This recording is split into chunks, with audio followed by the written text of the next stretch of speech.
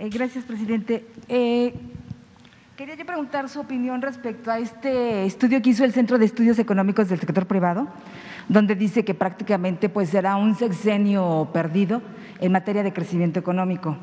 En los análisis o evaluaciones que hacen, pues está el destacar que en el mejor de los casos se recuperaría hasta el 2024 los niveles que se tenían en 2016. Y también el Banco of America decía que para el 2023 el crecimiento de la economía sería 0%.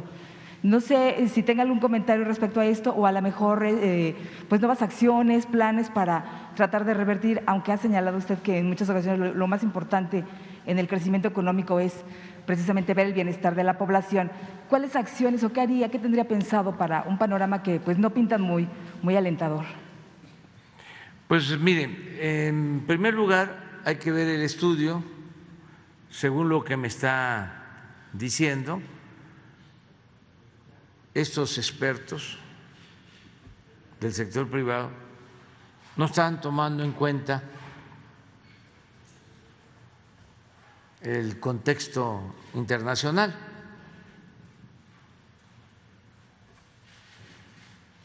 Seguramente no toman en cuenta los efectos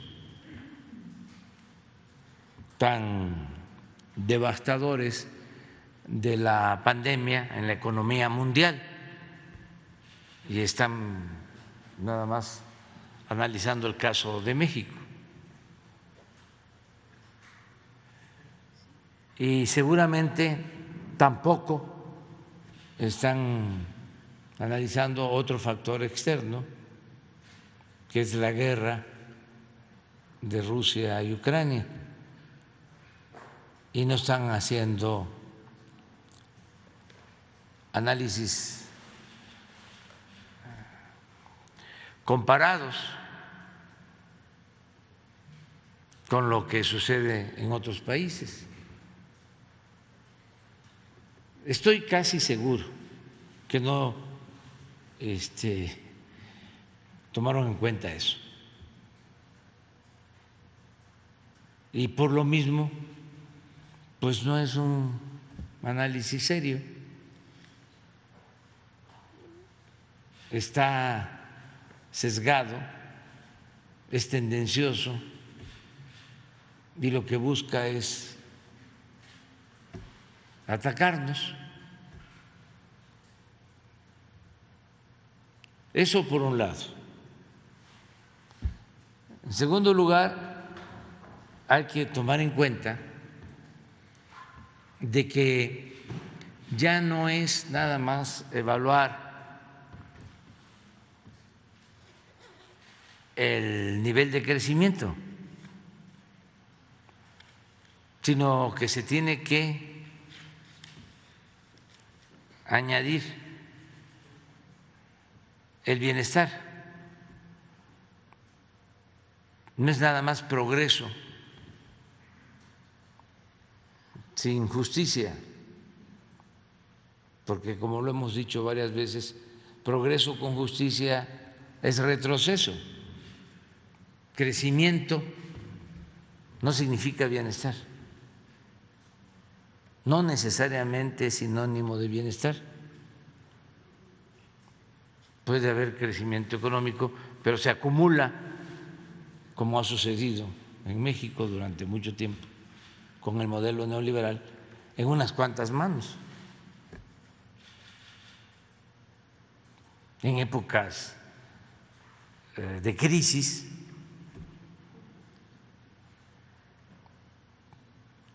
hay quienes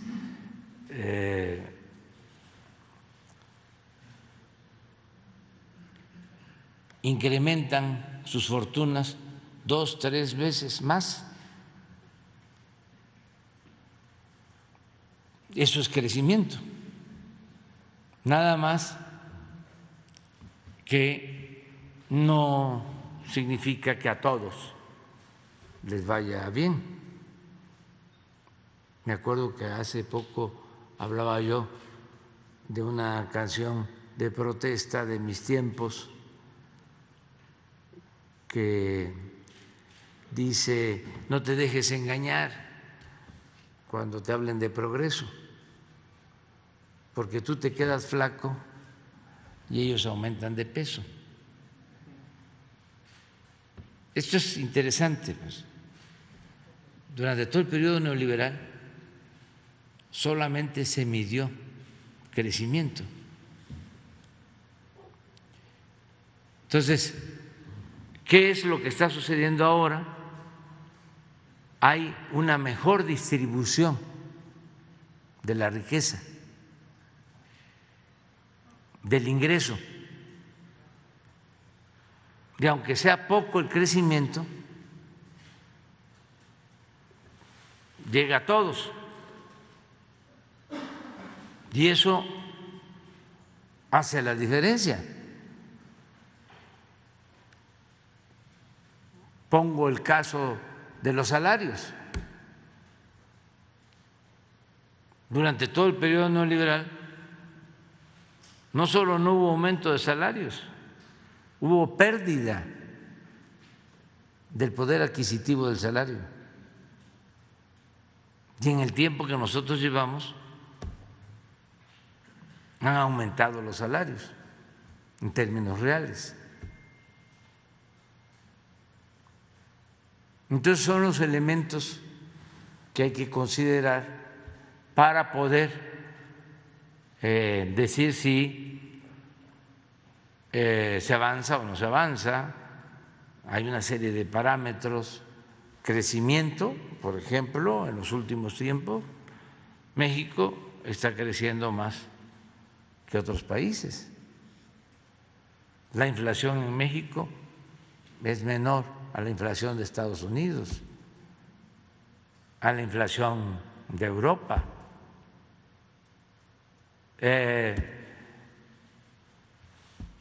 Nuestra moneda es fuerte, no se ha devaluado. A ver a cómo amaneció. Vamos viendo. Se cayó por esto de Taiwán, esta visita que hizo la señora Pelosi, que produjo nerviosismo. Y ojalá pues ya no se sigan haciendo esas cosas. Además ayer hablé de que es importante conseguir la paz en todo el mundo para que nos recuperemos de los efectos de la pandemia, que no solo nos trajeron, y eso fue lo que más dolió, muertes, sino también caída de la economía, como no se veía en 30, 40, 50, 70 años. A nosotros no se nos había caído la economía desde los años 30 del siglo pasado, como se cayó con la pandemia. Entonces, luego viene lo de la guerra. Y ahora estas tensiones en Asia,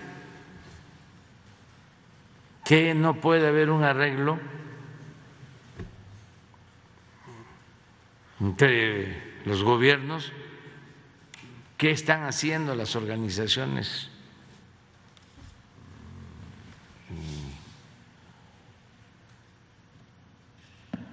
responsables de procurar la paz, de llegar a acuerdos? ¿Por qué no hay, como dije ayer, una tregua? No se logra una tregua para que se recuperen las economías del mundo, se enfrente el problema inflacionario, todo lo que afecta a las poblaciones, porque son dos cosas distintas. El interés de las cúpulas políticas, económicas, militares, y el pueblo. Y por culpa de las cúpulas se afecta a los pueblos, aumenta el precio de la tortilla, aumenta el precio del pan, aumenta el precio de la luz. Sí, hay responsables, ¿cómo no? Y todos tenemos que estar pidiendo que actúen pensando en el pueblo de cada país. Hablábamos ayer de que viene el invierno con una crisis energética, con problemas de abasto de gas. ¿Cómo va a enfrentarse el invierno en algunos países, sobre todo la gente pobre, que no tiene para pagar tarifas elevadas de gas, y el aumento en el precio de los alimentos y toda la parálisis que significa para la industria el que no haya un comercio fluido, que existan obstáculos, que no lleguen las mercancías.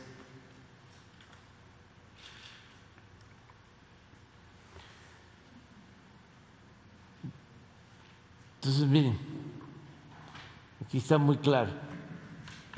Este es Taiwán. Para que todos sepamos. Miren cómo se nos cayó.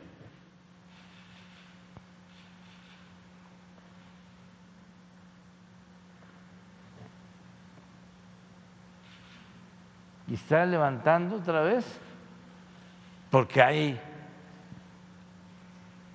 maniobras militares en la región.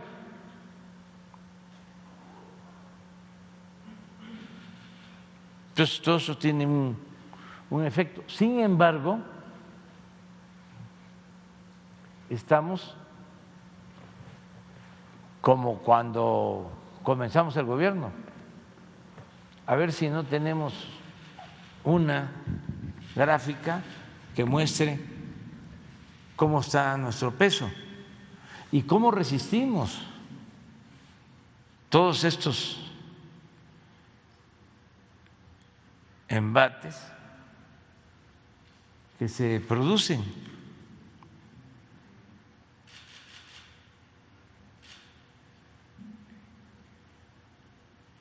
Vamos avanzando, yo veo bien y a mí me sirve mucho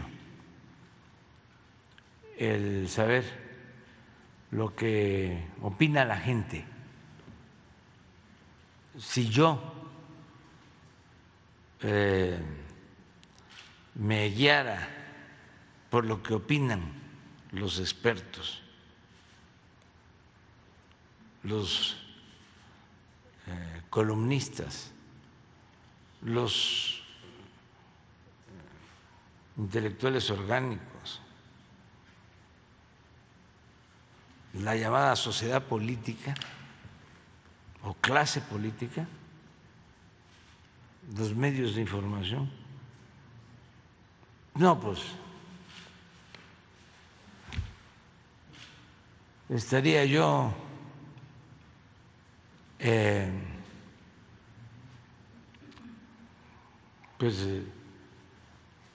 derrotado, pero no, tengo la moral en alto y vamos hacia adelante y se está logrando una transformación muy importante, trascendente, única en mucho tiempo. Ahí está, a ver, la anterior.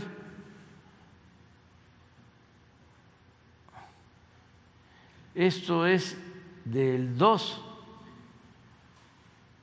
pero miren, 2.2% en todo el gobierno. Nada más el dólar canadiense y el franco suizo.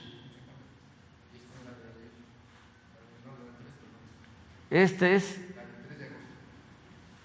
del 3 de agosto,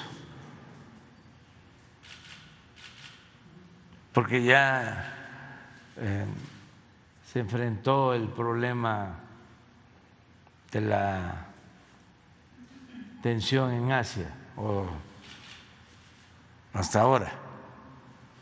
Ojalá y no pase a mayores, no creo, pero así estamos. Y vean, para no hablar de ningún país, regrésala,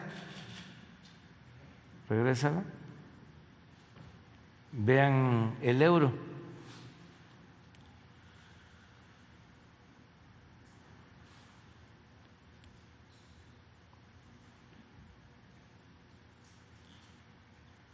Entonces vamos bien, pero les voy a mostrar otra, que es la que más me importa, la opinión de la gente. No pon la de, ¿cómo se llama esta? A esa, que es una consulta mundial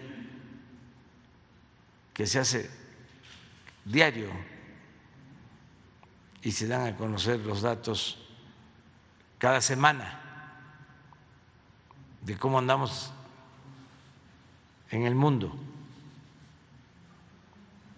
cómo nos califican nuestros pueblos, a los gobernantes.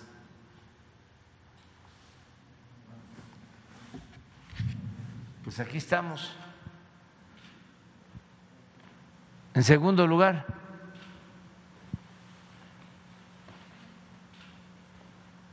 Modi sigue arriba. Es un fenómeno.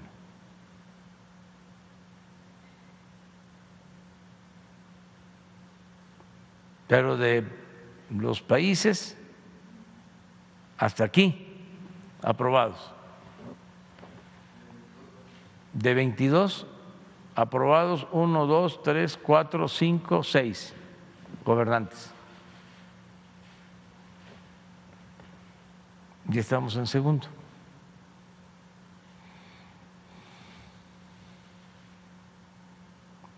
Pero si no tienes, bueno, ahorita ya lo demás, pues ya. Pero no tienes ahí el Reforma de hoy, no lo he visto. Pero, si leyera yo el Reforma, miren, la primera.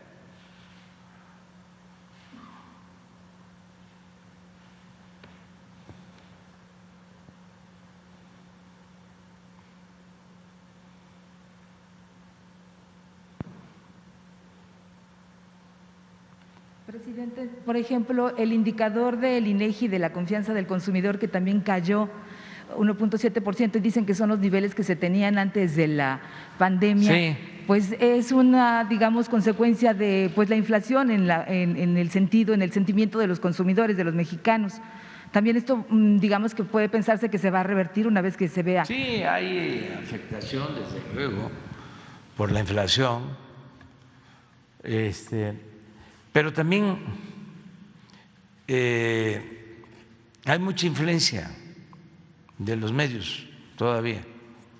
La gente está muy consciente, ya lo he dicho en varias ocasiones, lo voy a seguir repitiendo. En México no hay analfabetismo político. Sin embargo, hagan un ejercicio, pongan el radio aquí en la ciudad, mientras van, si tienen vehículos, de un sitio a otro, y escuchen los noticieros.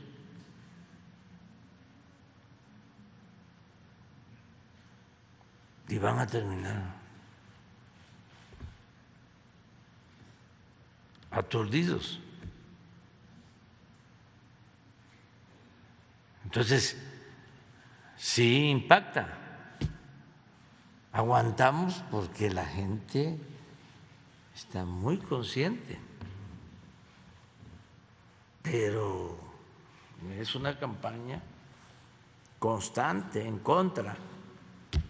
Todos los programas de análisis en la televisión, todos, o casi todos, en contra. Y me da mucho gusto que hasta en el canal 22, en el 11, todos en contra. Y son canales que, pues, públicos. De ahí están nuestros adversarios, analistas conservadores,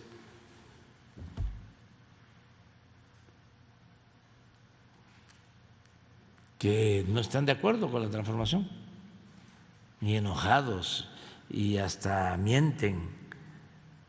Hay un analista muy conservador, a ver si me acuerdo, que fue capaz de sacar una foto falsa, ya me acordé, Crespo.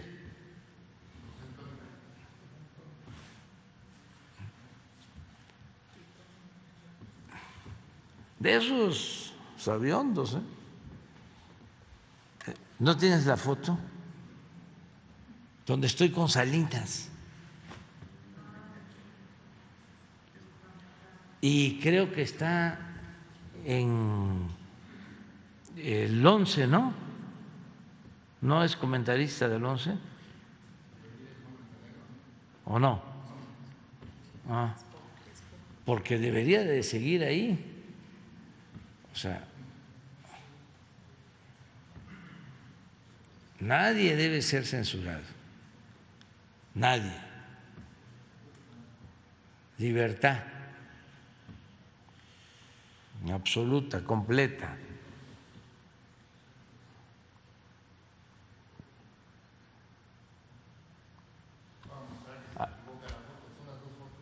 Pero él ya ofreció disculpa. Mire, estoy con Salinas. Pero es falso. A ver, muestra la otra, la verdadera. Ahí está, sí, sí.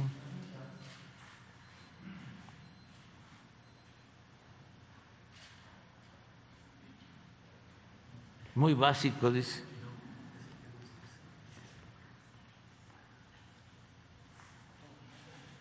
Pero esto es diario. Y si con este nivel académico es Otto Granados, que era de Comunicaciones de Salinas, antes fue gobernador o después de Aguascalientes, y secretario de Educación con Peña Nieto, con el licenciado Peña Nieto, era el promotor de la reforma educativa. Y tengo una anécdota con él, se las cuento, de Otto, cuando el desafuero escribió que cuando se tenía acorralado, sometido a un enemigo en política, creo que hasta citó a Maquiavelo, había que rematarlo, porque si no,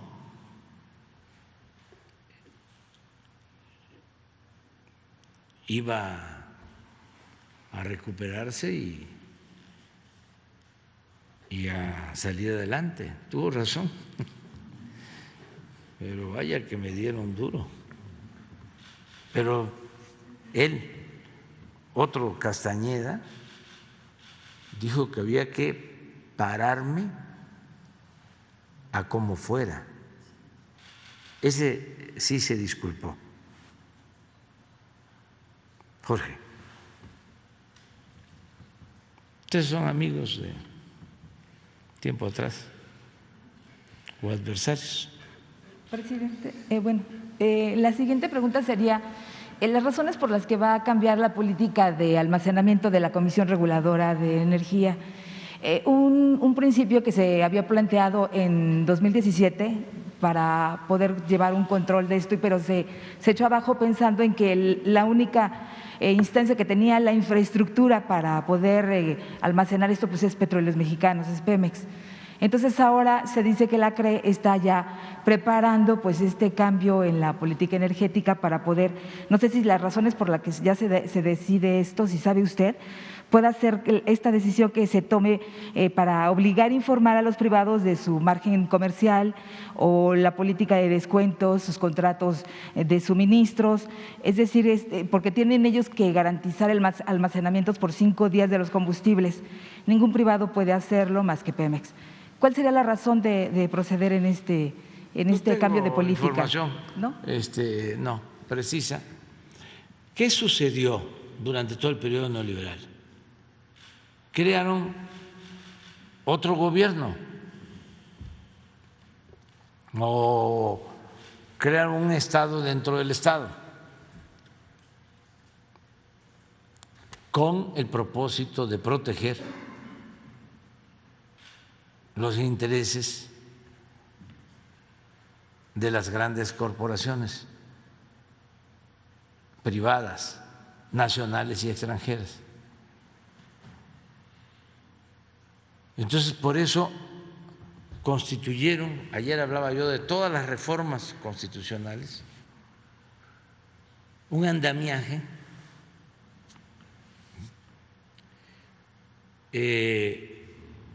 paralelo al Estado nacional.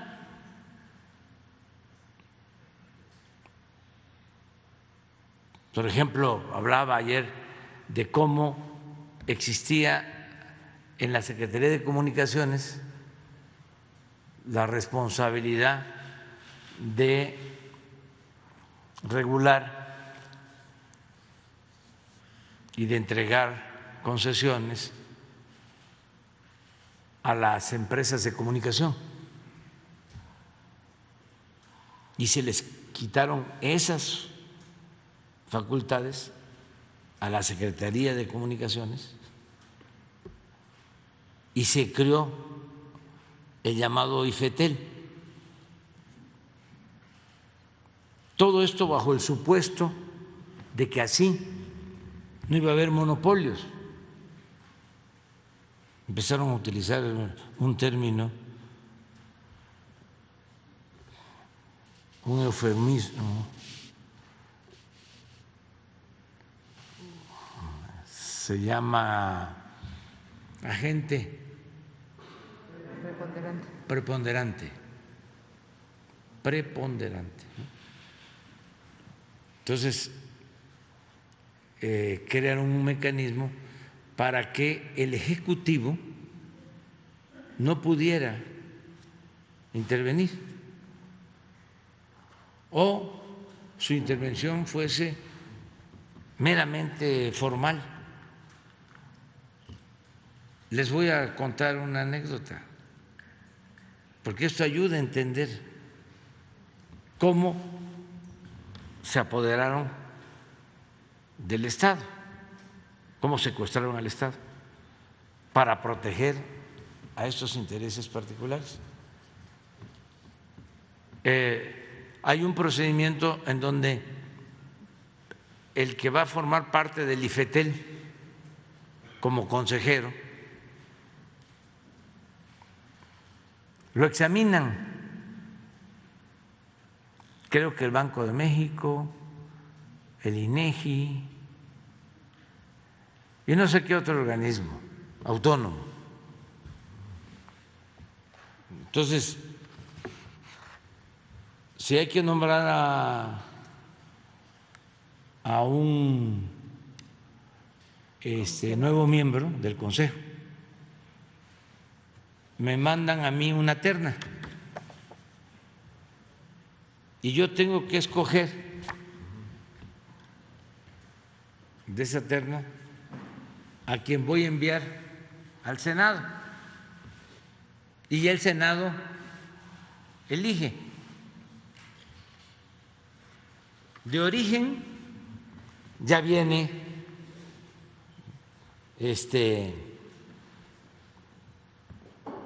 sesgada la propuesta, porque son puros tecnócratas. Si no, no pasan. Deben de haber excepciones. Pero bueno, la primera vez que me toca nombrar a uno por ausencia, me mandan la terna y los veo, pues no conozco a ninguno, porque es como el nombramiento de un vicegobernador del Banco de México. En los requisitos está que tiene que tener experiencia financiera, o sea, tiene que haber pasado por un banco. Y bueno, ¿y lo público dónde queda?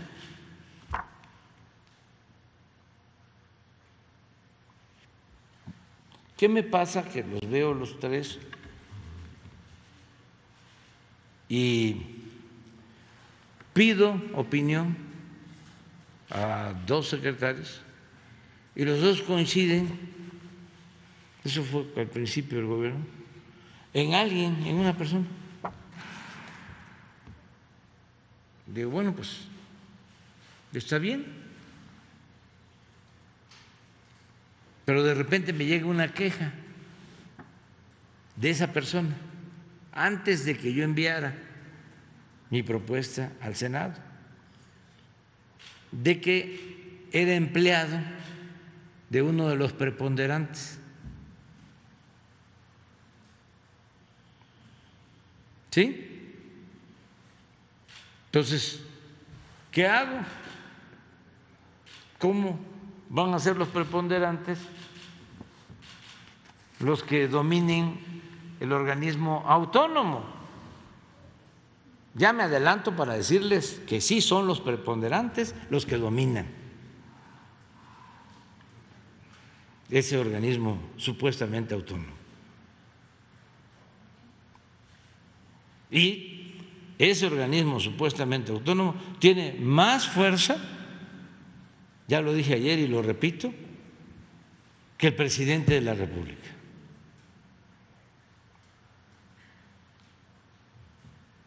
Nosotros, para conseguir una concesión y poder llevar el Internet a los pueblos, tuvimos que batallar.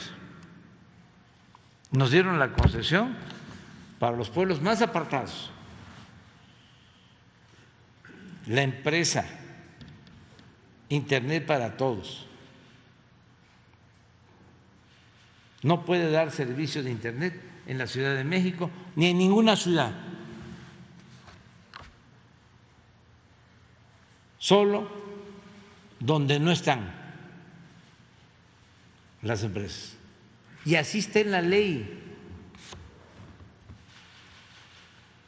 Por ejemplo, el gobierno no puede tener su empresa de comunicación para no contratar el servicio telefónico. No puede. Tienen que ser particulares. No, pero sí vamos a buscar cambiar algo, pero lo que quiero explicarles es cómo dejaron todo. ¿Qué hice con este caso que les estaba comentando? Como no eran 3, creo que eran 6, le dije a un cercano colaborador: investígame quién sacó el primer lugar en los exámenes. Entonces, ya me trajeron, no era el propuesto, ese no había sacado el primer lugar. Entonces dije, pues no lo conozco, pero sacó el primer lugar en el examen, que sea él. Y a él lo propuse. Pues, ¿qué creen? Que este candidato que propuse ya en 2 ocasiones había sacado el primer lugar.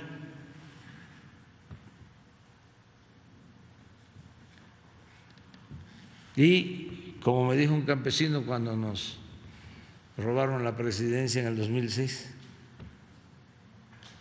saliste pero no ganaste. No, ganaste pero no saliste.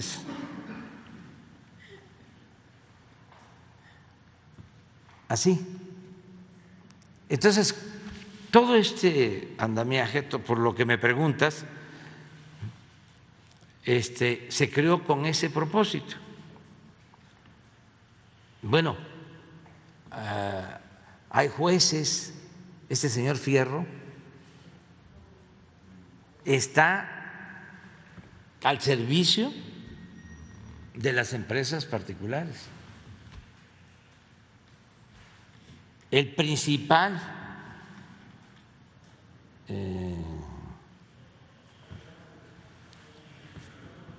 agente a investigar es al gobierno, al que tiene que ver con lo público, al que representa al pueblo, a ese al que hay que tener así, atado, de pies y manos, que no se mueva. Ese fue el modelo que establecieron. En el caso del sector energético, la CRE y todos estos organismos pues tienen el mismo propósito. ¿Qué cosa fue lo que les pasó? Que no les dio tiempo de llenar todos los espacios. Entonces, cuando llegamos había que nombrar y pues cuidamos que fuese gente recta y nos dio tiempo de equilibrar. Pero en este organismo, por ejemplo, el IFETEL, ya estaba todo, si acaso 1 o 2. ¿Sí? Porque además están nombrados para 10, 12, 15 años.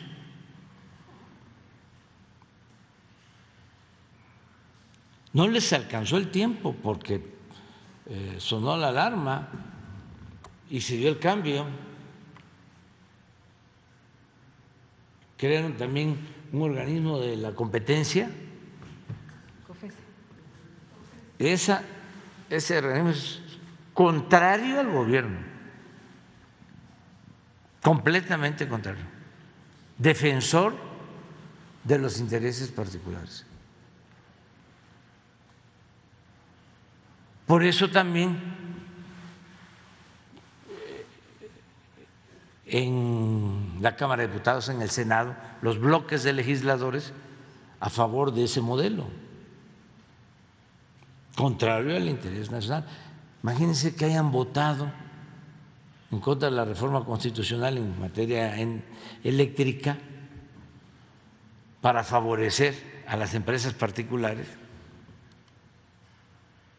los legisladores, representantes supuestos del pueblo de México,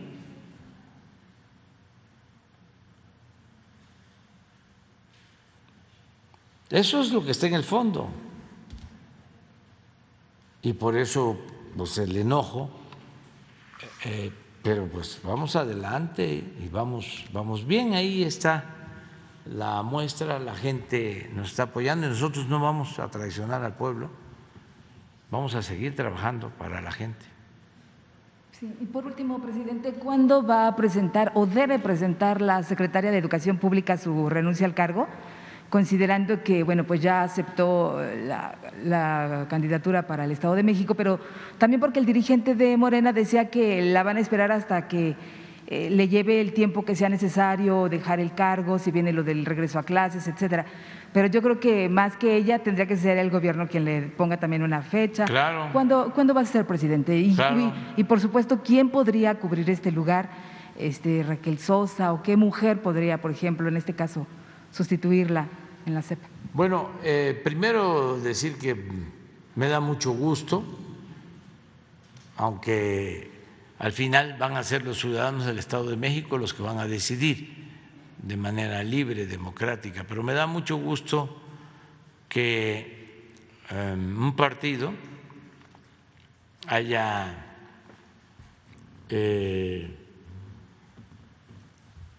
tomado la decisión a partir de encuestas de que sea posible candidata al Estado de México la maestra Delfina Gómez Álvarez, que es una mujer buena, trabajadora, honesta, una maestra de grupo que llegó a ser directora de su escuela en Texcoco, luego se le invitó a participar y ganó la presidencia municipal de Texcoco cuando éramos oposición, y luego ganó la Diputación Federal después que fue presidenta municipal.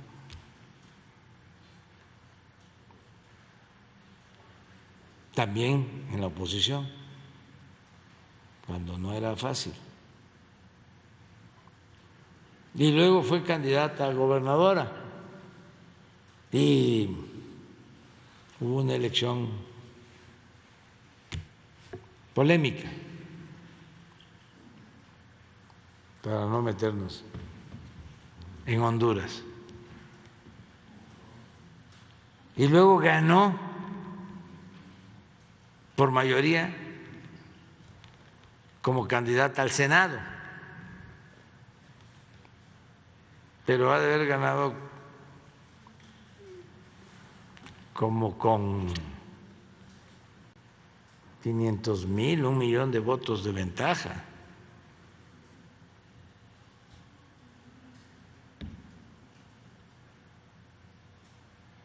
¿No tendrás ahí los datos de cómo fue la elección del Senado? Porque me estás preguntando.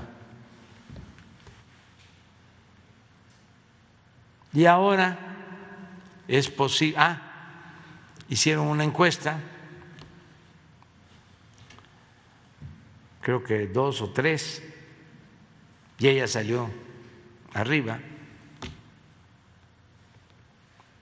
También por lo mismo, porque además de que es una mujer buena, honesta, me gustaría que los adversarios, y sobre todo los que la atacan, estos de Claudio X González, que fueran a Texcoco y que vieran dónde vive la maestra, su casa. Es casi igual que la de Claudio.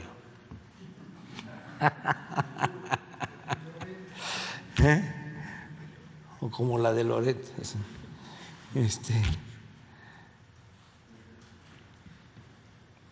Pero bueno, el caso es, sí, nada más que Higinio, muy buena persona, como Horacio, como el presidente municipal de Catepec, pues fueron los que participaron y la gente decidió por la maestra. Entonces, es secretaria de Educación y tiene que dejar ya la secretaría. Voy a hablar con ella para que ya se inicie el proceso de entrega-recepción y vamos a elegir, a nombrar a una mujer.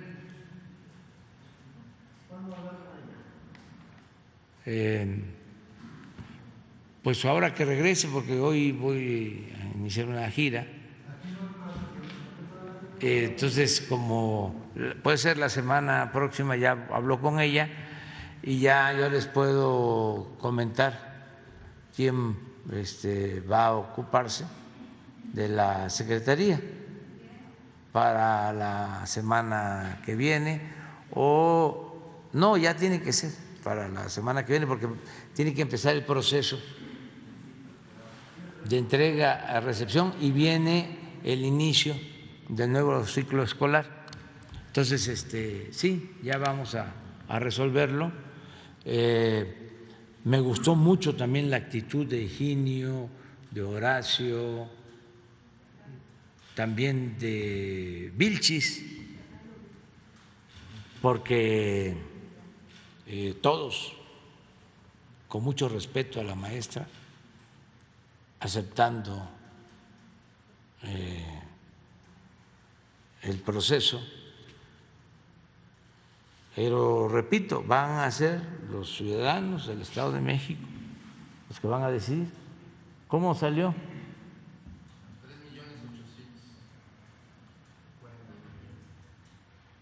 ¿Contra? 1.981.000. Pues sí, no estaba yo mal. 1.800.000. Ah, estaba yo re mal.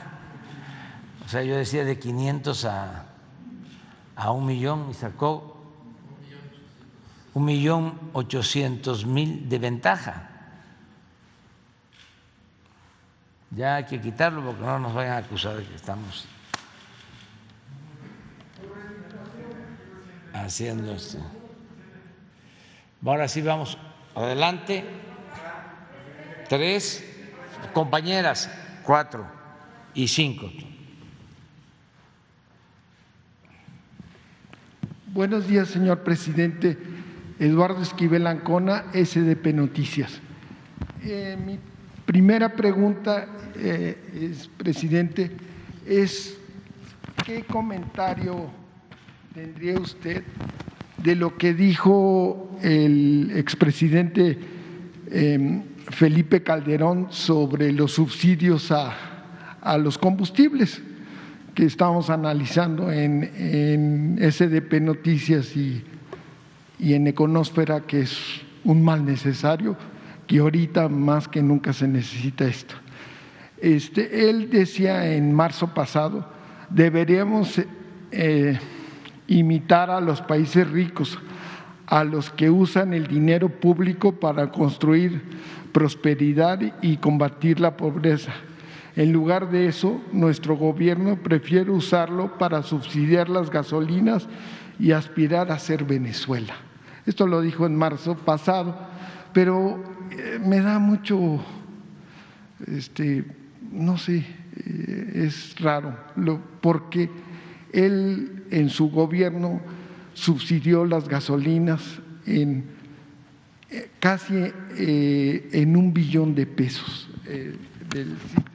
Y de nada sirvió este subsidio que dio él, porque la gasolina Magna en su sexenio aumentó el 69.6%, la Premium el 44.7% y el diésel 106.4% en su sexenio, y además de que la producción de las refinerías bajó considerable, un 12% bajó en su sexenio la producción de las refinerías de gasolina, y obviamente se tuvo que importar más gasolinas. Entonces, no sé qué le podría decir, porque en su gobierno se han dado 430,000 millones de pesos para subsidiar las gasolinas, pero sí ha dado resultado porque no ha subido el precio de los combustibles, y como nos dijo el secretario de Hacienda el lunes pasado, martes pasado, si no estuviera este subsidio a las gasolinas, y no solo es el subsidio a las gasolinas, los fertilizantes también se están subsidiando, y eso incita para que haya más producción de granos. Y esto sería, ¿qué opinión le merece? Pues son enfoques distintos, es que somos distintos, son dos proyectos distintos y contrapuestos. Ellos le llaman populismo, paternalismo, todo lo que se destina a apoyar a la gente.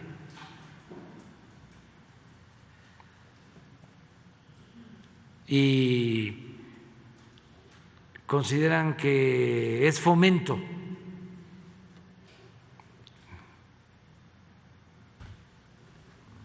Lo que se destina a apoyar a los potentados o rescate.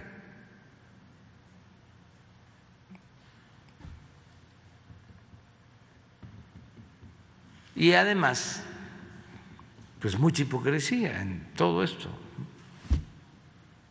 Ya hemos dicho que la principal doctrina de los conservadores es la hipocresía, pero tiene el expresidente Felipe Calderón todo el derecho de manifestarse, y hasta me da gusto que no coincidamos.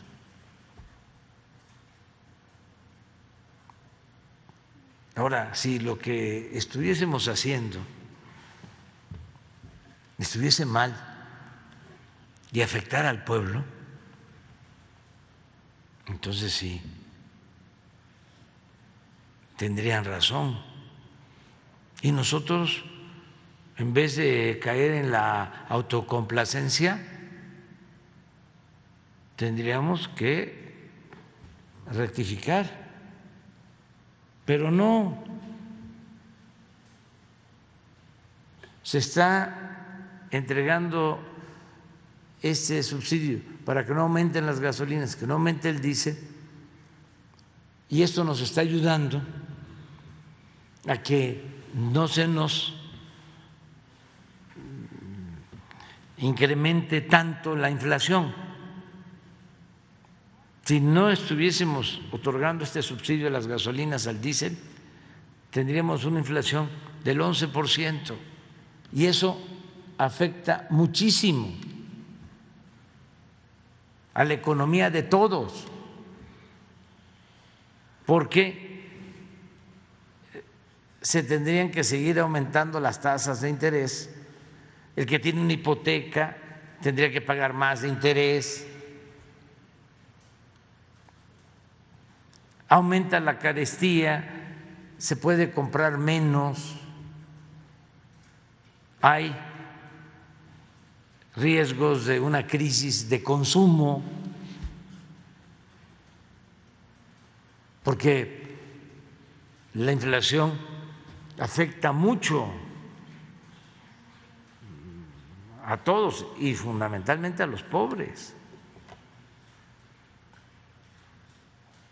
Si aumenta el precio de la tortilla, si aumenta el precio del pollo, si aumenta el precio del frijol, si aumenta el precio de los alimentos, pues aunque aumente el salario,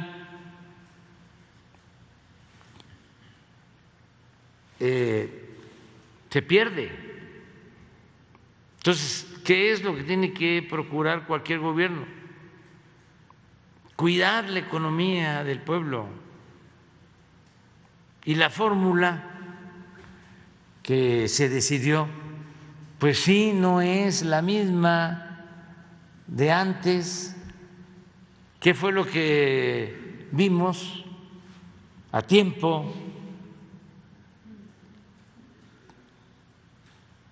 Seguramente Calderón, como el que está ahora en Estados Unidos, que fue candidato,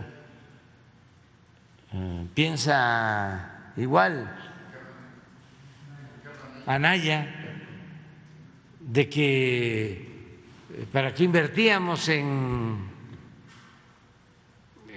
refinerías, si ya venía la etapa de los autos eléctricos. O sea, yo recuerdo, no sé si un hijo de don Jesús Reyes Heroles fue director de Pemex con Calderón. Sí. Él una vez declaró de que iba a seguir creciendo la importación de gasolina cuando estaba de director de Pemex, de Calderón. Creo que estábamos en el 50 y dice va a llegar al 65 y además llegó. Porque se abandonaron las refinerías. Y siempre tenían pérdidas. Sí, pero además Pemex Refinación siempre tenía pérdidas. Hicieron todo un espectáculo, una simulación de que iban a construir una nueva refinería, pusieron a todos los gobernadores a competir para ver quién entregaba el terreno mejor, en dónde se iba a construir la nueva refinería. Hubieron gobernadores que compraron terrenos y los compraron a precios elevadísimos, hubo hasta corrupción, al final deciden que la van a hacer en Tula y empiezan a hacer la barda y ni siquiera la barda terminaron.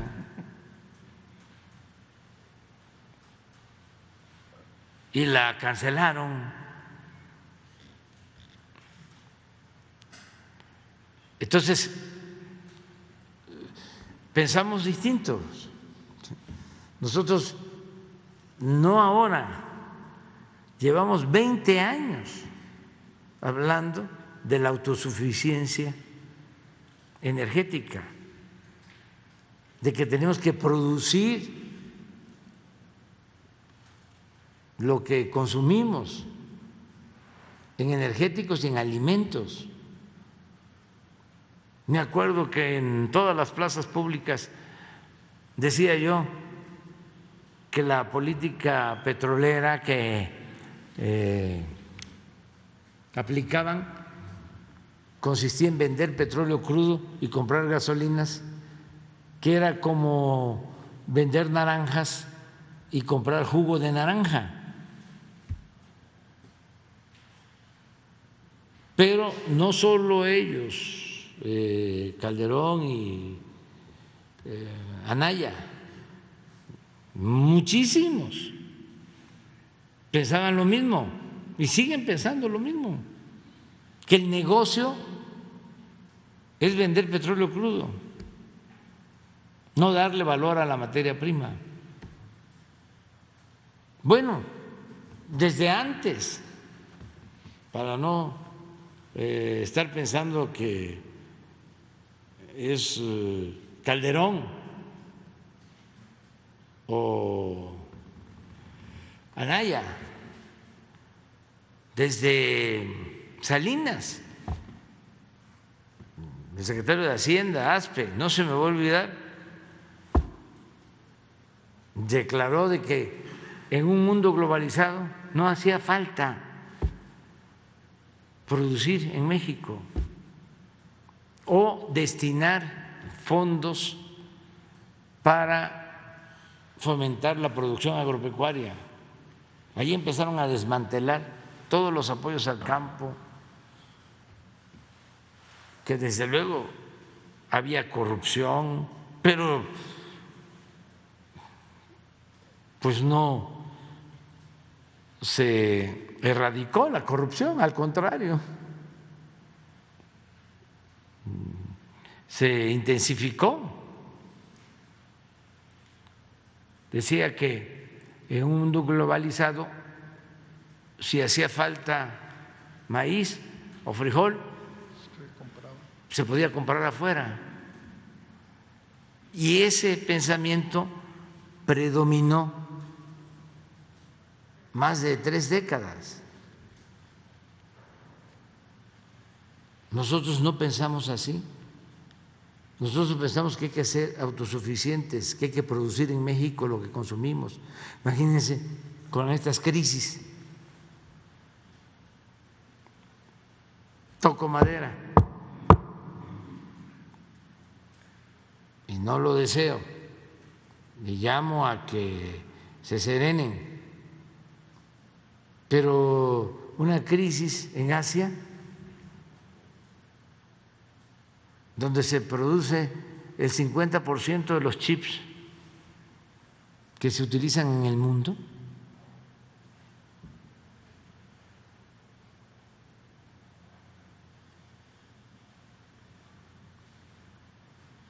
desde los chips que se requieren para un avión hasta para el teléfono o un refrigerador.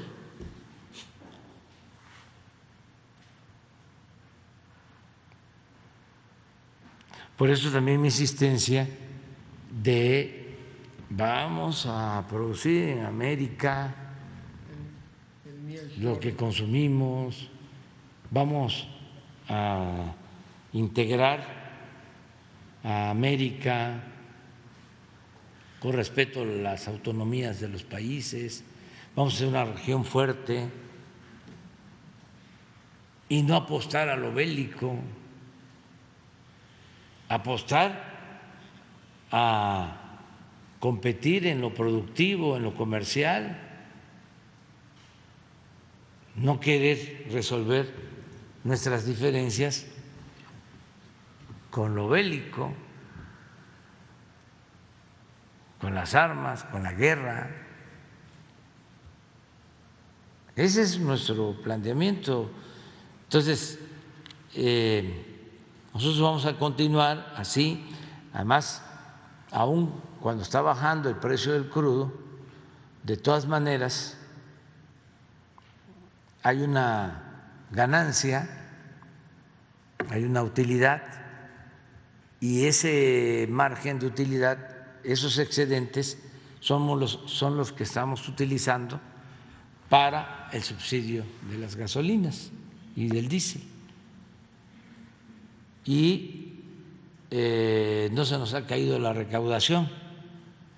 Entonces tenemos finanzas públicas sanas y estamos buscando controlar así la inflación, porque hace mucho daño la inflación, y poder crecer con inflación, ese es el propósito.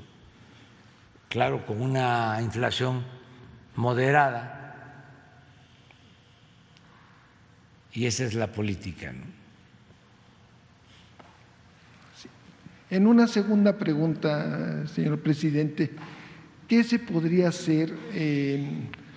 Vi el plan antiinflacionario que presentó el secretario de Hacienda, pero me llama la atención que sí se está viendo por el maíz blanco. Somos, por así decirlo, autosuficientes en este maíz blanco. Eso nos puede garantizar que no va a haber incremento en las tortillas. Pero en lo que se refiere al maíz amarillo, ahí sí somos muy dependientes del exterior. El 73% del maíz amarillo que se consume en México, que sirve para los forrajes del ganado, ¿qué se podría hacer? Y con el trigo, que también somos muy dependientes del exterior, del trigo, no hay un plan para estos dos granos, para frenar un poquito la importación, que sea menor la importación de estos granos y que sí nos afectan en la inflación. Sí, estamos garantizando que no nos falte el maíz blanco. Como lo mencionas, somos autosuficientes en maíz blanco, es el que se consume más. Y estamos también protegiendo para que no se exporte maíz blanco, es decir, que tengamos reservas de maíz blanco en nuestro país. Eso ya se está llevando a cabo, es parte del plan antiinflacionario. Nos ofrecían maíz amarillo y se optó porque se mantenga la misma relación comercial de importación que tienen los que producen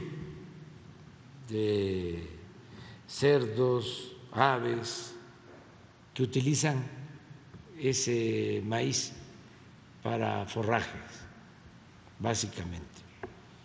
Nosotros no quisimos participar de manera directa porque no hay control sobre este tipo de maíz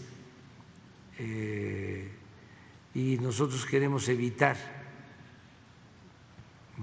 la introducción de transgénicos. Entonces, no era bueno el ejemplo de decir como vamos a comprar leche, comprar maíz amarillo, porque el blanco lo producimos. Sin embargo, siguen los mismos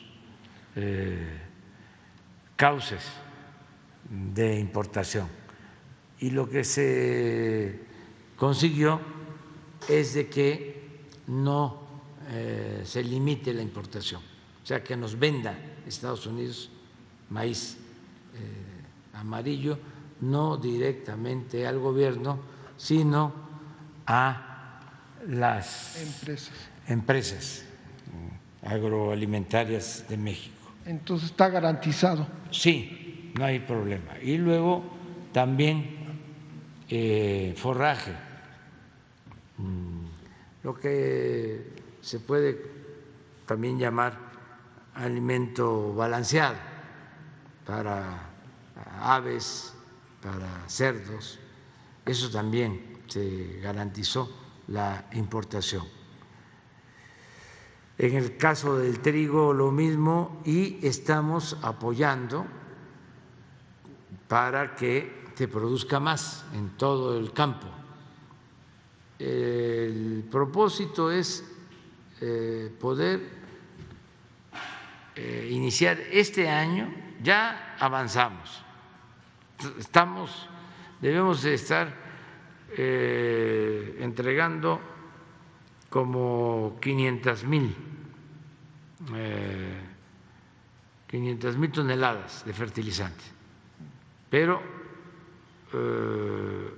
a finales de este año gratis.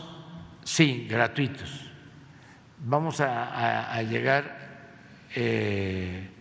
como a 1,5 millones, esto en beneficio de 2 millones de productores en todo el país.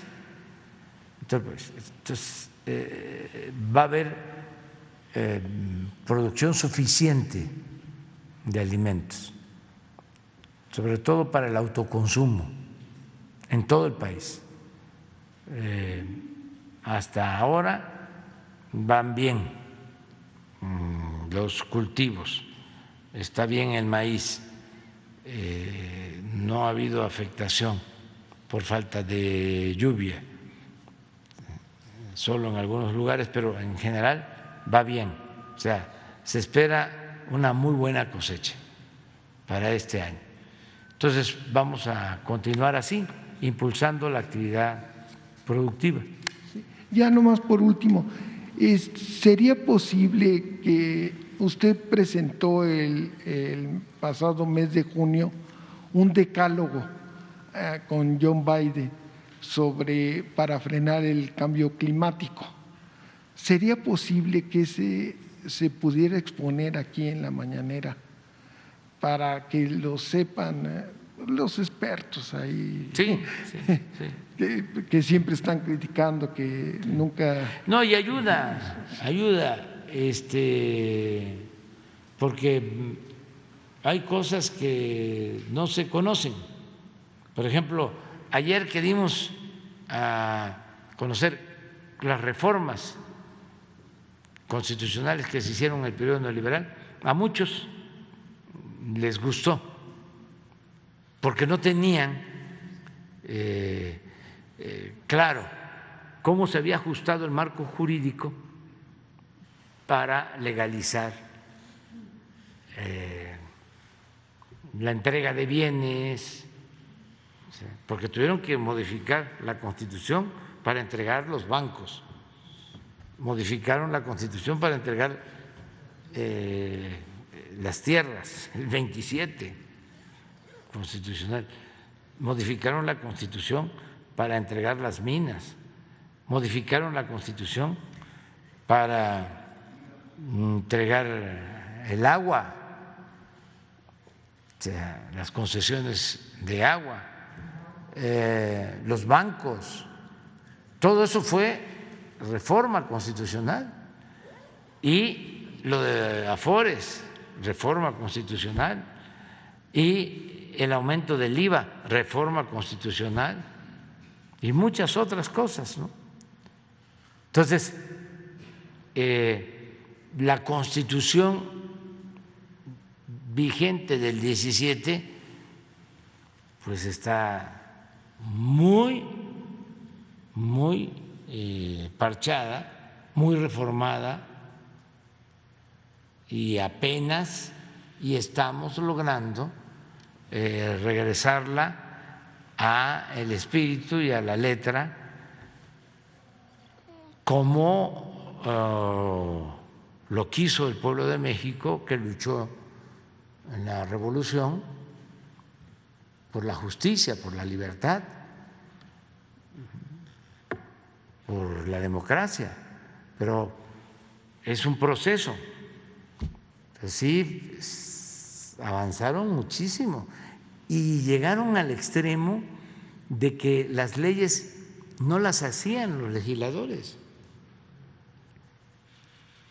no tenían, a veces ni las leían las iniciativas, eran despachos de abogados, ¿sí?, los que elaboraban las leyes durante todo el periodo neoliberal, y extranjeros, para asegurar que iban a ser inamovibles y que iban a cubrir todos los campos. ¿Quiénes idearon lo de la creación de los organismos autónomos? Pues estos asesores internacionales, para decir, no le vamos a dejar a Comunicación la responsabilidad de la entrega de las concesiones, no le vamos a dejar al presidente que nombre esos funcionarios, no le vamos a dejar a Pemex que pueda explorar y perforar pozos en donde lo desee. Se tiene que pedir permiso Pemex a la CRE.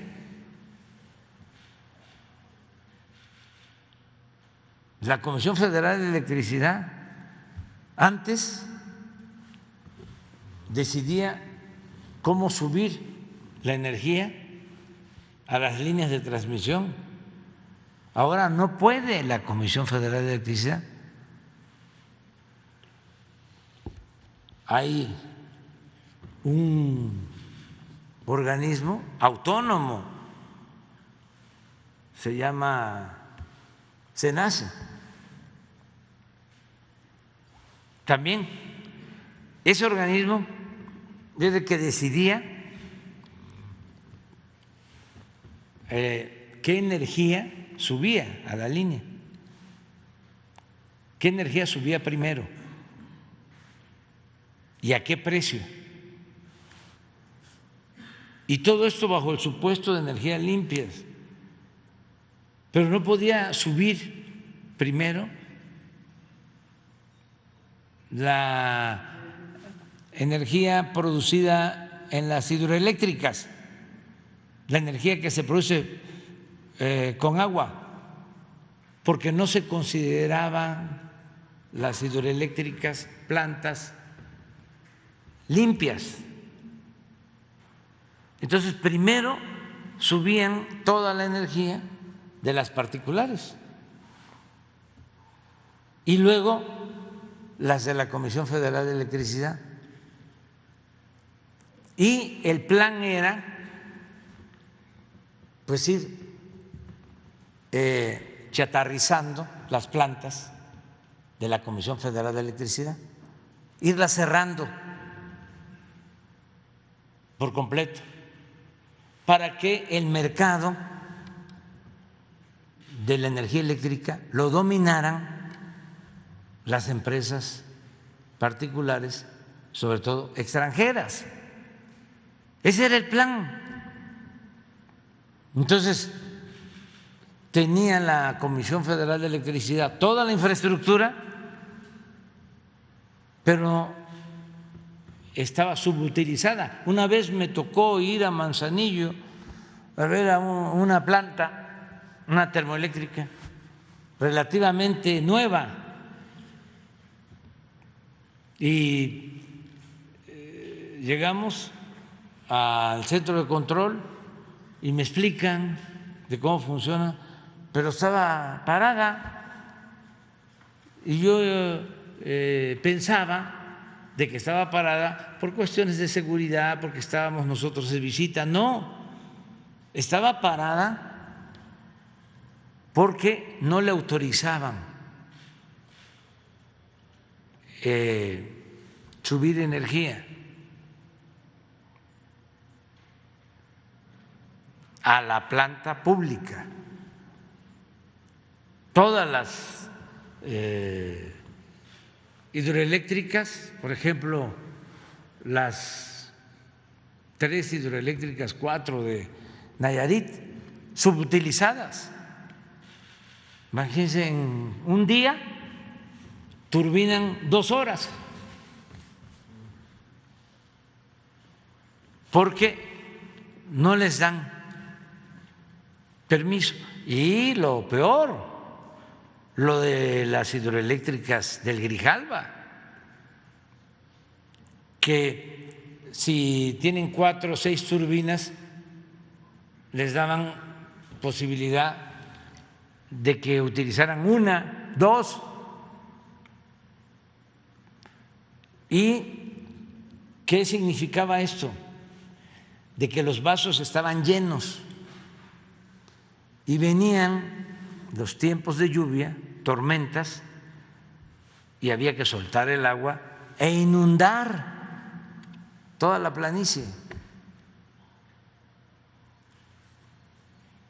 pueblos completos por esa política. Entonces, es increíble que eso lo estén defendiendo legisladores de nuestro país, hasta empresarios o gente que no tiene información completa. Yo estoy de acuerdo, bueno, Iberdrola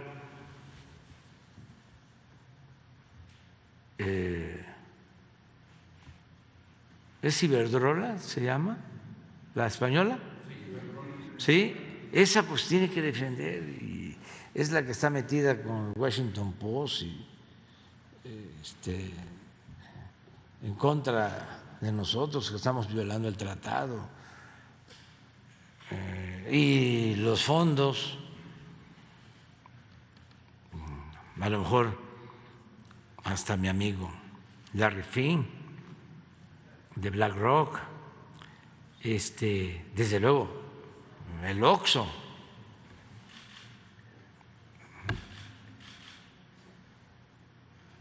Claudio.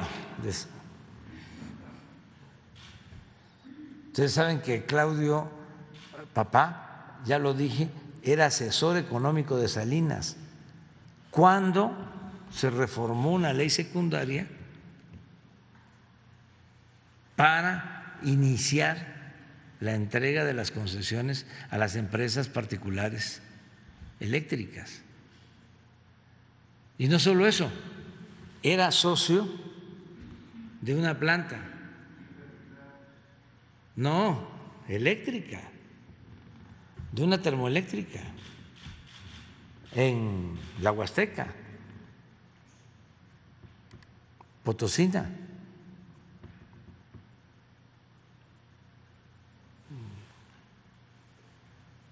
Tamazunchale. Entonces, ¿cómo van a querer que la Comisión Federal de Electricidad se fortalezca? Pero les voy a comentar algo que es interesante. Aprovecho también para que ya los trabajadores de la Comisión Federal de Electricidad lo sepan.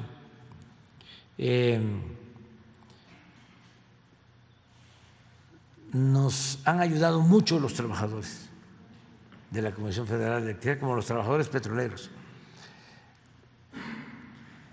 Les cumplí un compromiso, uno solo, a los trabajadores de la Comisión Federal de Electricidad, porque les habían modificado su contrato colectivo y los querían jubilar con más edad, y me pidieron de que regresara a como estaba anteriormente, y se los concedimos, porque los iban a jubilar a los 70 años o más. Ya se había modificado el contrato colectivo y en una revisión hubieron algunas resistencias, incluso al interior de la Comisión Federal de Electricidad, críticas, ¿no?, de que era una carga para la empresa, y llegamos al acuerdo y regresó el sistema de jubilación anterior. Y nos ayudó mucho eso.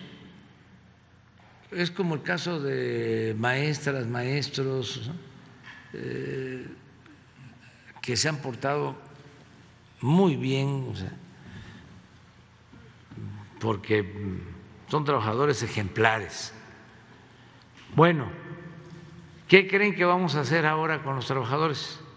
Que voy a hablar con los líderes sindicales. Resulta que los anteriores trabajadores eléctricos, cuando se tomó la decisión desde el Estado desde el presidente López Mateos,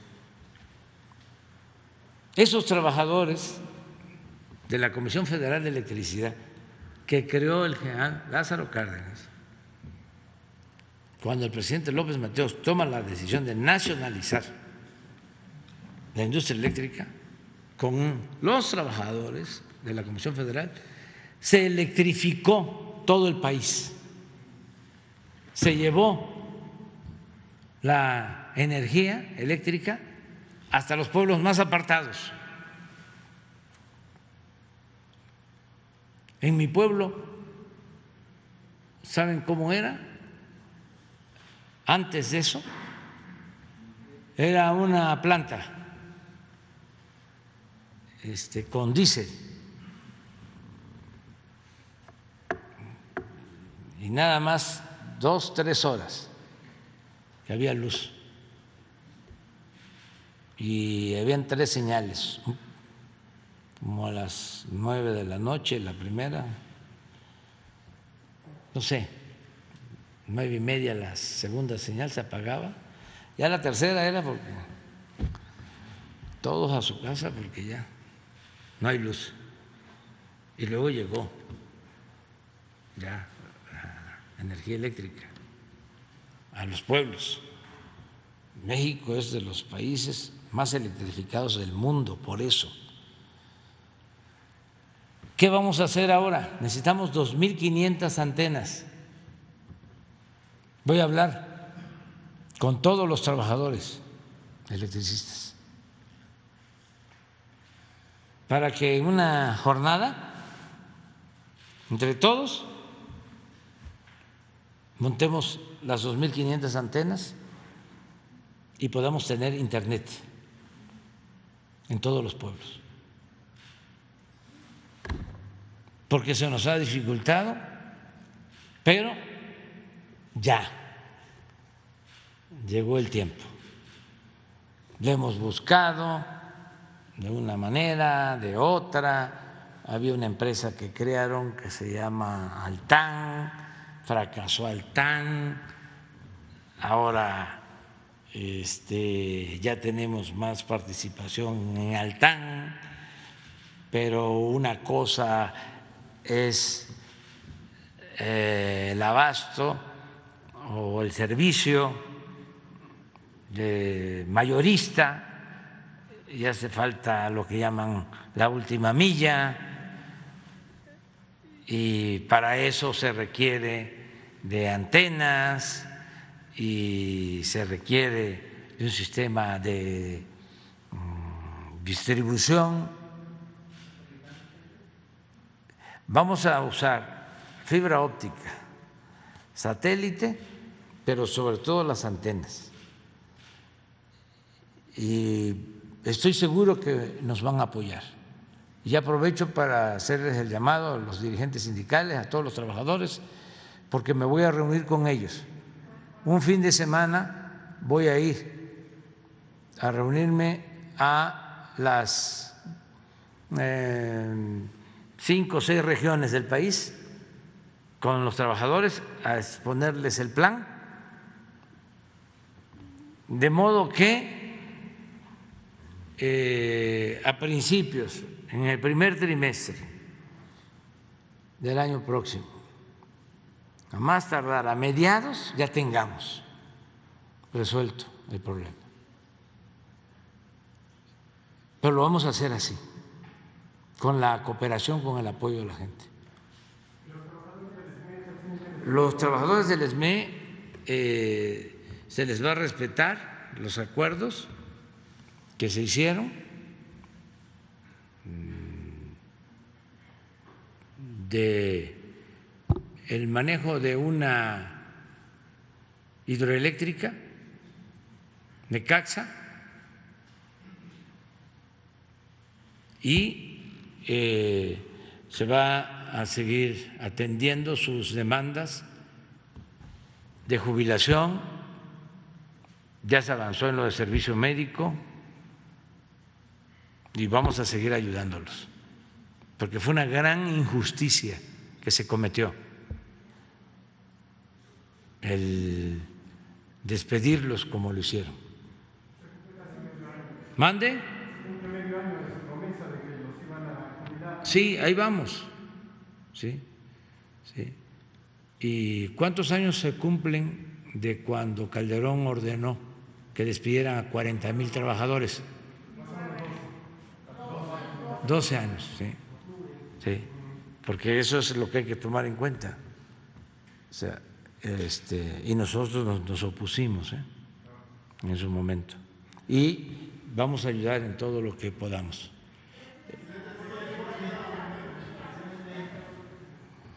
Bueno, ¿quién falta? Buenos días, presidente. Miguel Arzate, del Sistema Público de Radiodifusión del Estado Mexicano, Canal 14. Preguntarle, señor presidente, ayer adelantó un plan que involucra a todos los países, a todas las naciones.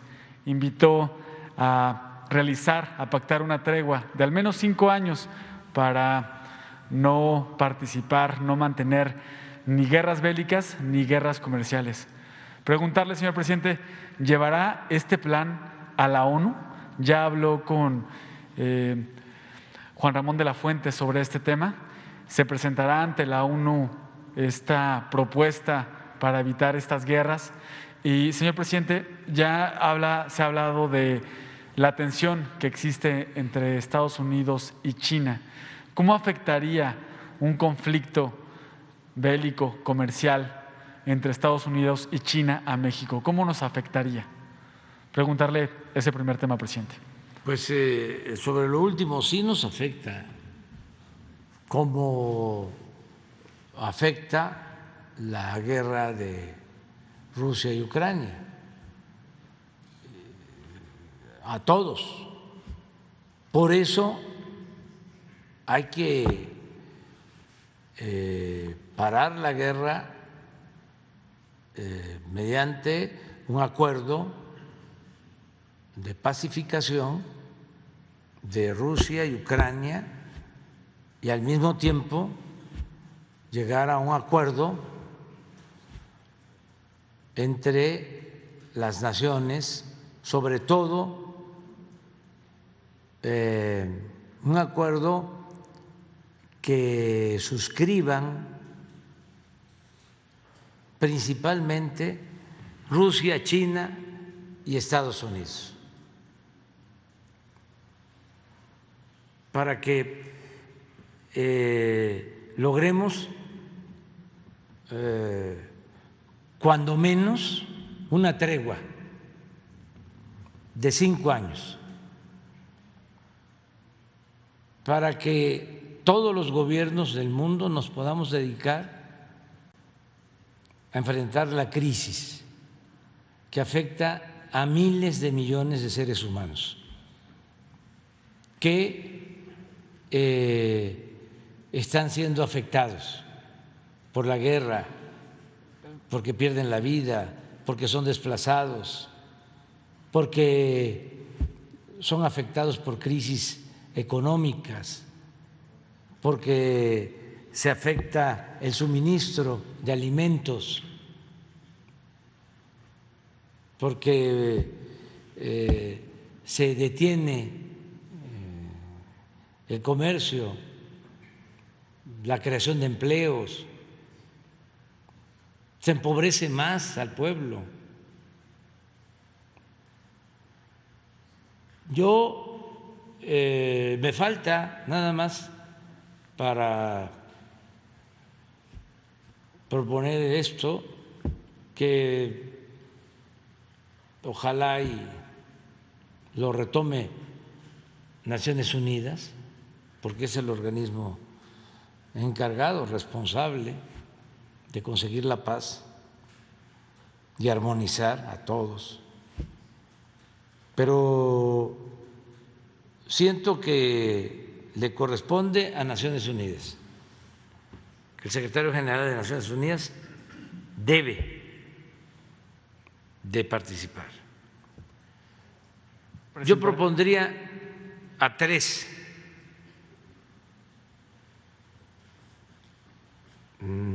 personas con este propósito. ¿Quiénes? El secretario general de Naciones Unidas, al presidente de la India, a Modi, porque estamos viendo es mejor aceptado en su pueblo. Y entiendo que lleva buenas relaciones con China y con Rusia y también con Estados Unidos. Y el tercer personaje que propondría sería el Papa Francisco.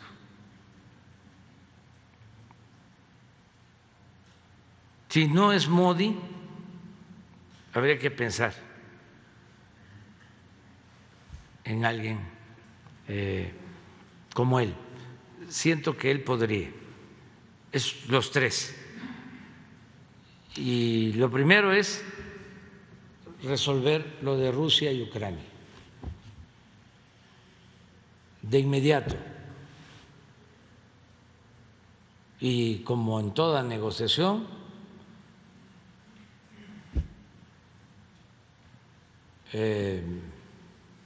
aportar que las partes cedan y que se pare esa guerra y de inmediato o al mismo tiempo empezar a preparar las condiciones para la tregua.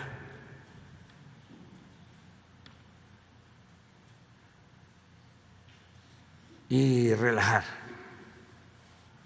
el ambiente en el mundo. Y lo tercero es que todos los gobiernos se dediquen por entero a atender las necesidades de sus pueblos.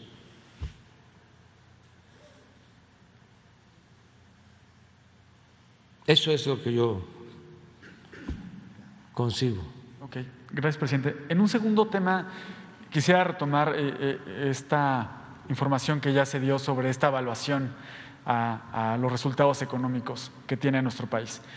¿Cómo interpretar, presidente, que un organismo de la iniciativa privada haga esta evaluación económica, vea que haya daños a los grandes consorcios, problemas económicos para México, cuando los datos muestran que durante el primer trimestre de este año los bancos registraron ganancias récord, cifras récord en ganancias, pues, lo que podría ser un indicador de que está creciendo la inversión privada? ¿No es esto contradictorio, presidente? Sí, pero no tiene ya ningún efecto. Ya cambiaron las cosas. Ya la gente sabe leer el periódico, sabe bien escuchar la radio, ver la televisión, interactuar en el internet, en las redes sociales. No. Ya saben que estos organismos pues siempre han estado del lado de los potentados, de los que se sentían dueños de México, de los que se dedicaron a saquear al país. ¿Ustedes creen que la gente no lo sabe? ¿Creen que la gente no sabe quién es quién en los medios de información? Lo saben perfectamente. Sale un artículo en el Washington Post, en el New York Times, no pasa nada. Si no hay sustento y si mienten o son parciales o no son objetivos. No debe de preocuparnos eso. Hay que estar nada más atento a que se hagan las cosas bien. Por ejemplo, el trabajo. Yo ahora lo que tengo como desafío es que falta poco tiempo para que yo termine mi mandato y tengo muchísimo trabajo y no quiero dejar obras en proceso y quiero terminar todo y cumplir todos mis compromisos y más y terminar de sentar las bases para la transformación. Sobre qué dice el Reforma, pues nada más para ayudar a los jóvenes, ¿no? Y a los no tan jóvenes a que se despabilen. O sea, es una cooperación, es una contribución. No se dejen jugar el dedo en la boca, no se dejen manipular. Cuidado con estos,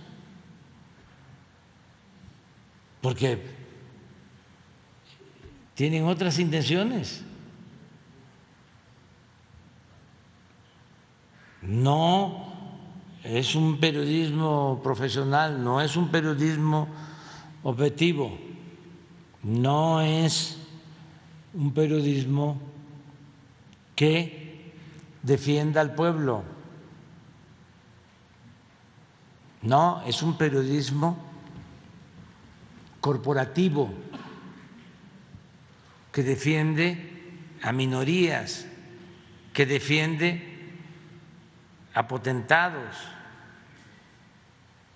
que no le importa el pueblo, que se queda, si acaso, hasta lo que es la clase media.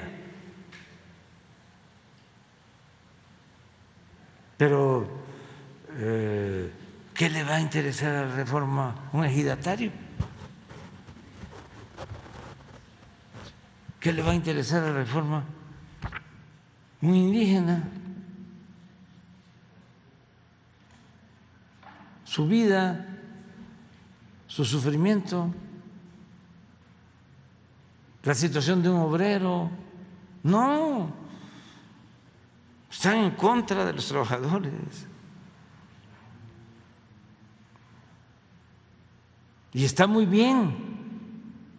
O sea, cada quien puede defender su causa, nada más que no pueden situarse por encima de todos y pensar que su causa de ellos es la causa de todos.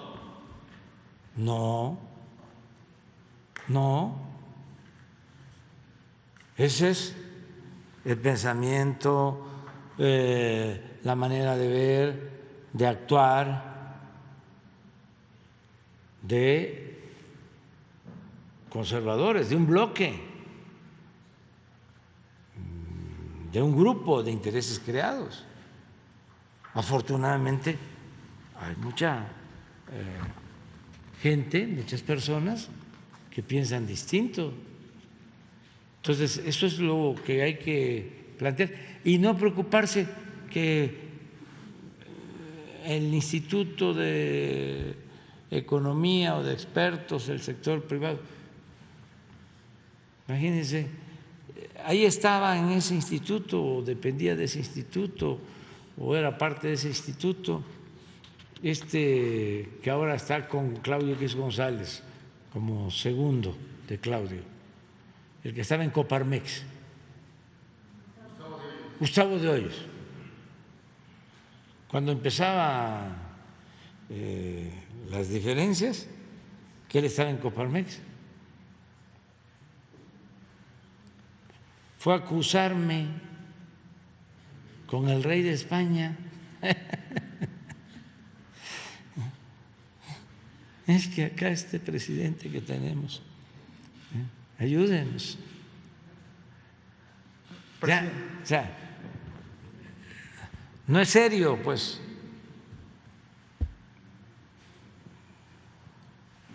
Presidente, ya en un tercer tema, ayer el canciller Marcelo Ebrard se reunió con el expresidente Evo Morales y entre otros temas hablaron de que van a buscar la participación, la cooperación para que se industrialice el litio. Preguntarle, presidente, ¿cómo será esta cooperación México-Bolivia? Lo que se busca es que no solamente se extraiga el mineral, sino que se utilice para la fabricación de baterías. Ya antes le había preguntado sobre una propuesta que se estaba estudiando de que México entrara en el mercado de la fabricación de vehículos con una industria propia, nacional, una industria de Estado. Preguntarle cómo será esta cooperación México-Bolivia, qué se estará aprendiendo de Bolivia y cómo participará México también con Bolivia también para desarrollar allá esta industria, si también se tiene pensado. Preguntarle por ese tema. Pues en el intercambio de experiencias, ellos van más avanzados en todo lo que tiene que ver con la explotación del litio. Ellos nos pueden ayudar mucho, aunque el propósito nuestro es que sea una empresa, desde luego de la nación, va a depender de la Secretaría de Energía y que esta empresa pueda interactuar o tener relaciones comerciales con la industria automotriz del país. O sea, va a ser un insumo atractivo para fortalecer nuestra industria o las plantas de la industria automotriz que se instalen en México. O sea, tenemos este insumo y vamos a ponerlo a disposición de la industria automotriz que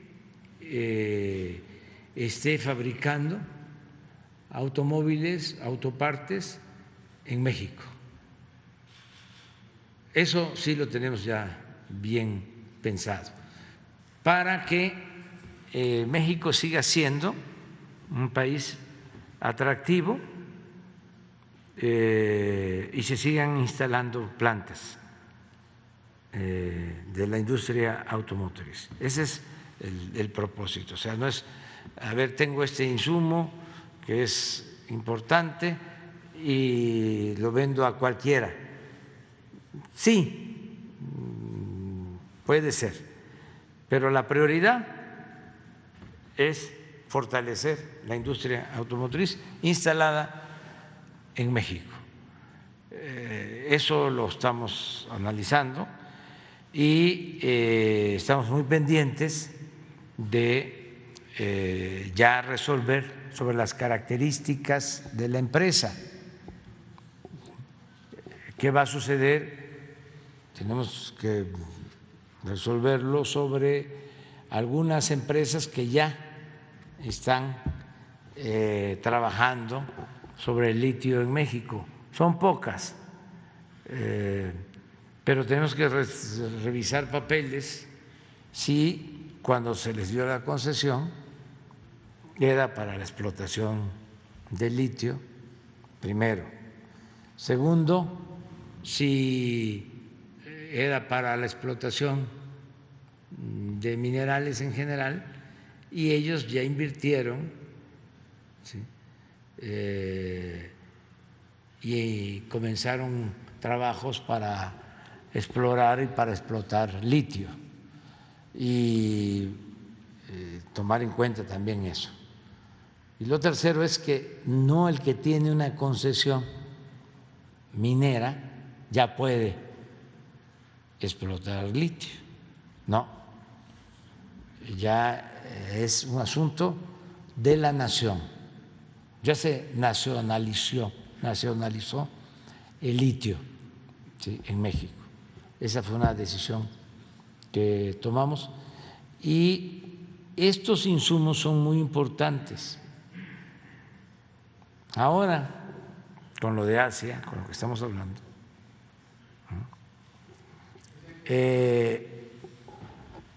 hay importación de algunos insumos.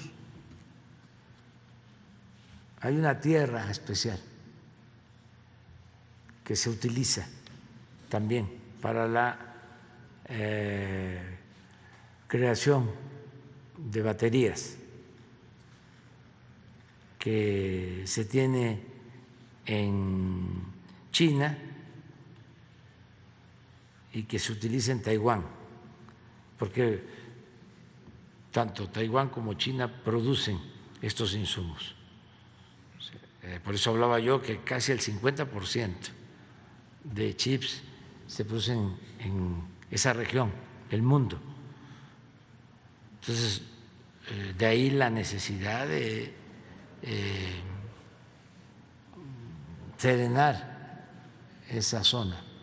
No es como se puede pensar que China enfrente a Estados Unidos o Estados Unidos a China. Es la región, en un mundo intercomunicado.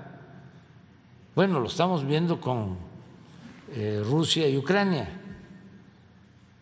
cómo ese conflicto afectó toda Europa, bueno, todo el mundo, pero fundamentalmente Europa. Entonces, las tensiones en la región afectan. Hoy vamos a ver el comportamiento de mercados y del mundo financiero, porque están llevándose a cabo maniobras militares demostrativas, pero todo esto tensa mucho, ¿no?, y tiene una afectación. Eso es todo. Bueno, ya porque me voy.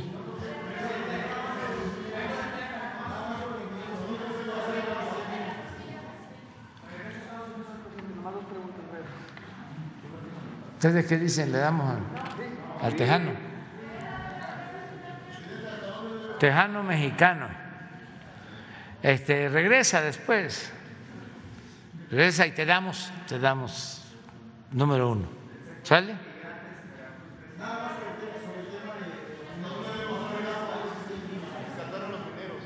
En eso estamos metidos, en eso, completamente, en los mineros. ¿Hasta dónde debe bajar el agua para poder entrar? Eso lo están ya evaluando. Hay especialistas y me están informando cada hora. Tengo información de lo que está pasando constantemente. ¿Mande? ¿Que hay alguna posibilidad de algún hueco de oxígeno dentro de todo este tema del agua que hay? No descartamos nada, no perdamos la esperanza, la fe de rescatarlos.